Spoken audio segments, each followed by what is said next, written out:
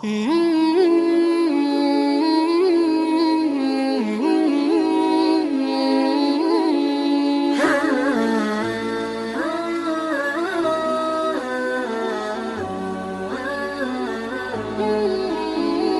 کثیر نے بخاری شریف کی روایت نقل کی ہے، فرماتے ہیں کہ اللہ کے نبی علیہ الصلوۃ والسلام مسجد نبوی میں جلوہ فروز تھے اور صحابہ بھی بیٹھے ہوئے تھے آپ کے ارد گرد.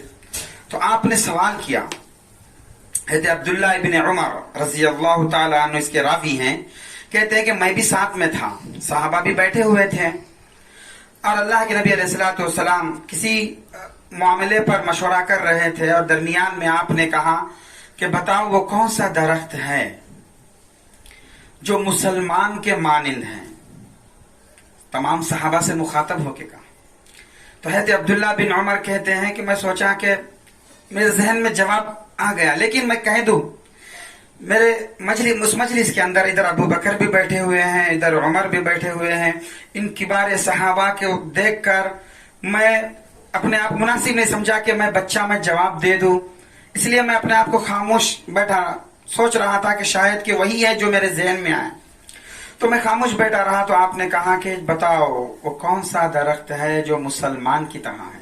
یعنی مسلمان کی طرح مطلب مفسرین تشریح کرتے ہیں حدیث کی.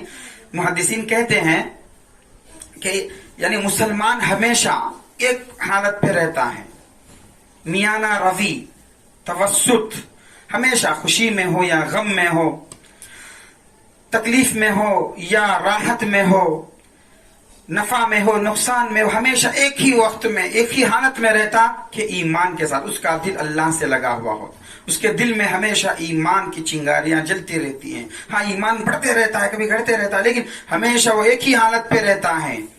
کبھی بڑے بڑے پریشانی اس پہ آ جائے مومن کے اوپر، وہ اپنے ایمان سے نہیں ہٹتا، ایک ہی جگہ ڈٹ کے رہتا ہے.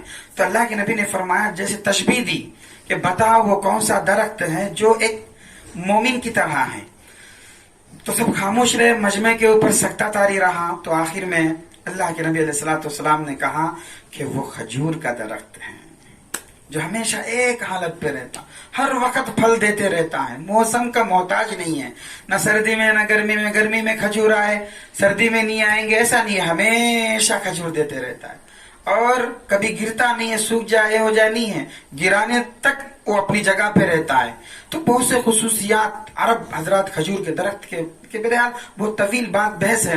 یہاں تک کہ حضرت عبداللہ بن عمر رضی اللہ تعالیٰ عنہ کہتے ہیں، جب میں دیکھا کہ اللہ کے نبی علیہ الصلوۃ والسلام جب کھجور کا لفظ لیا تو میں خوشی سے پھولے سمانے لگا اور میں اندر اندر بہت خوش ہونے لگا کہ ہائے ہائے کاش میں کہہ دیتا، لیکن ہمت نہیں ہو رہی تھی کہ ادھر ابو بکر عمر بیٹھے ہوئے ہیں.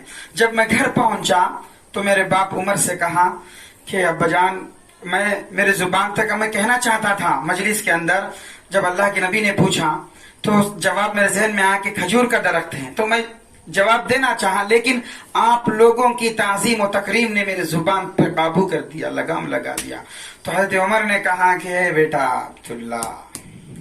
عبداللہ، کاش اگر تو جواب دے دیا ہوتا تو عمر کو پوری دنیا کی دولت سے، پوری دنیا کی نعمت سے بڑھ کر ہوتا کہ میرا بیٹا جواب دے دیا اللہ کے نبی کے مجلس میں، میں بہت خوش ہو جاتا.